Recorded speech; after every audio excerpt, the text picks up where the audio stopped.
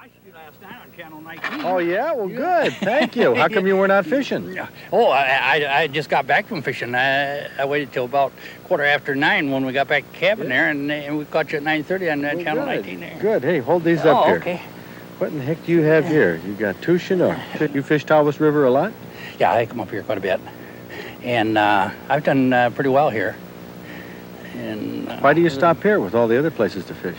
Well, I go different places, but I do an awful lot right here. Mm-hmm. Well, it doesn't seem too crowded right now. No, right. They're kind of tapered off right now, too.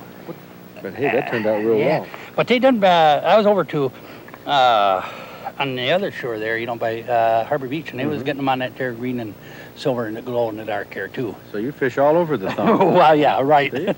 Yeah, I like to try to, but I got a cabin right out here, and this is where I do most of it all, right here. Is there much monkey business going on down here, force feeding them, if you know what I mean? Not that I've seen so far, Snagging hasn't been? No, I haven't seen no snagging yet. We don't do much snagging on the river. They pretty well. Come on over here, Gary.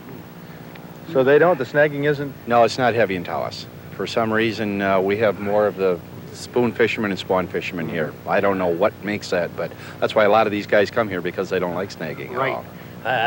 To me, I'm no snagger. Mm-hmm. I like to, either the fish outsmart me or else I try to outsmart them. Well, you do pretty well.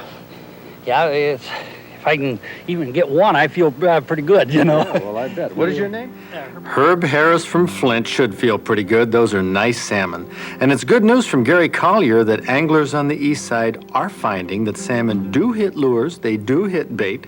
If they didn't, how could the boat fishermen catch them within 100 yards of the river mouths? This is undoubtedly the most beautiful time of the year to be on a river or a stream or a lake with a fishing rod. The air is crisp, the weather is clear, and the fish are active. And at Tawas, you'll find fishing activity on the river by Collier's Marina, not just for salmon, but the perch are in at this time too. And the big advantage of Tawas is the protection in the bay. Small boats can get out there and fish it just about every day of the year. Now, moving up the coast to Harrisville Harbor, you'll find lots of anglers. Some of them have a tendency to twitch the rod now and then. Watch that guy in the dock there. He just gave it a yank. That little attempt is there to snag. Whoops, he did it again. Now, he'd tell a conservation officer he was just trying to add a little action to the lure. But most of the fishermen at Harrisville are tight lining. It's a sort of a snagging technique that's legal because it catches salmon in the mouth. And in the harbor, the salmon are porpoising. Did you see that fish there break the surface? Here's another. Watch the middle of your screen. There he goes. And still another one breaks the surface, all within 10 seconds. Watch the water at the far upper right. Did you see that fish jump clear out of the water? He's going to do it again, far upper right. All right, underneath the boat, just jumping for fun.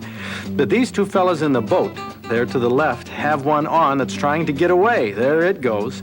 That jump was the only one we got on tape, but I saw it leap out of the water 8 times before we could get the camera rolling. 2 feet out of the water each time. That's exciting. Now, salmon occasionally jump like that when they're out on the lake, especially cohos. They'll come out of the water, but big kings will jump when they're in shallow water, like in this harbor. They can't dive down, so they take to the air, trying to shake the hook. Makes a thrill of a lifetime when you're at the other end of the rod. Now, watching these two fellows battle a 25-pound Chinook is a thrill for everybody. In fact, it's almost nerve-wracking. What we're seeing here is 2 very excited fishermen, both of them tense, nervous, worrying about losing this monster, and they come mighty close. The fellow on the net there, he's a bit timid, and his short jabs at the salmon really run the risk of getting the lures or the hooks caught in the net and pulling them right out of the salmon's mouth. And the guy on the rod, well, look, he has a mighty short lead, only a few feet between his rod tip to the fish. Now watch the water here. We have a salmon porpoising.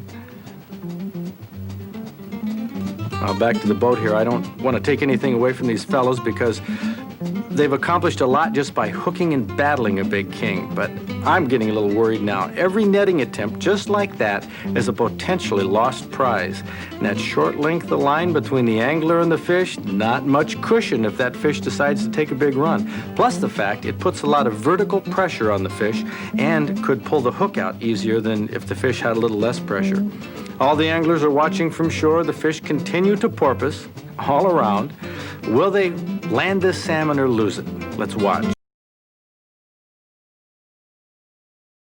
Well, let's give them a round of applause. They did it, and you can bet they're proud. They should be. One enjoyable aspect of shore fishing or pier fishing is watching the other fishermen near you battle and land fish. If you're not having action yourself, somebody is, and that's a real boost to everyone's hope and confidence. The US 23 bridge at Oscoda, you'll see a number of charter boats pass through. This one, the 37-foot TMB-2, skippered by Captain Steve Paslaski. Oscoda is attracting more and more big boats, charters, and pleasure craft because it's a beautiful setting. That's the mouth of the famed Au Sable River spilling into Lake Huron. Full of fish, salmon, trout, big channel cats, and walleyes like this fella here is netting from the pier. But on a rough day, as this one was, you'll find out what kind of character Steve Paslaski is. Well, it's all right. She's going to be all right. It's going to be rough going out the jetty here, but once we get past this mouth here, we'll be all right. Is the fishing going to be any good? I mean, how can it be? Well, all we can do is pray that we can catch some fish today. If we don't catch fish today, you people haven't prayed hard enough. Really, seriously, is it worth it to go out in this? I think so. We were out this morning, and we picked up 3 of them real fast. We had 7 fish on. As a matter of fact, we had a triple. Boated 2 of them. And we're only going about 2 hours. Sometimes this rough weather can scatter the salmon, sometimes it doesn't. But waves like this always scatter the boats.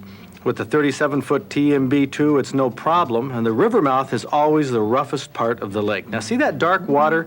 The line between Lake Huron water and the muddier Au Sable River water. That's where Mike Paslaski is setting our lines. Steve wants us to fish the edge of this warm river water that attracts the salmon's homing instincts. Now, you can see that it really wasn't so rough out on the lake, and it didn't take long before we hooked a salmon. In the rougher water, it doesn't take much time for a salmon to cross the lines. I picked up a plug from another line, but unfortunately, it didn't get tangled. After a 6 or 8 minute battle, we had him at the back of the boat. All right. Well, that's a nice fish. A bit darker than it would have been if we caught it a few weeks ago. But the fish is full of fight, the flesh is still very firm, and it tastes as good on the grill as you'd want. It hit a spoon with a single hook and was hooked solidly. Single hooks have a big advantage of not being as easy for a fish to throw. If they're hooked well, you've got them. We had this one. This is the kind of fishing you'll find on the east side from Au Gres all the way up the coast to Alpena and Rogers City. Good action from charter boats, small boats, breakwalls, or the shore. A great way to spend a September day in Michigan outdoors.